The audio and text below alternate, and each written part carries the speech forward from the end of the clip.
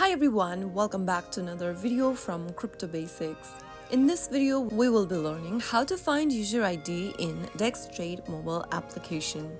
To find your user ID on Dex Trade, first of all, launch open the Dex Trade application and make sure that you're logged in to your account.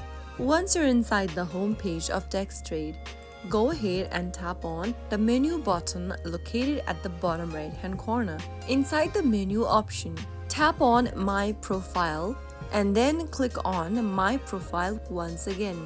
Right after you do that, you'll be able to open up the account interface. You will be able to see your user ID right underneath account at the top. The user ID will be listed there as a unique identifier for your account. So that is how you will be able to find your user ID on the Dex Trade account using the Dex Trade mobile app. I hope the tutorial was helpful to you. If it was, go ahead and give us a thumbs up. Don't forget to subscribe to the channel by hitting the subscribe button.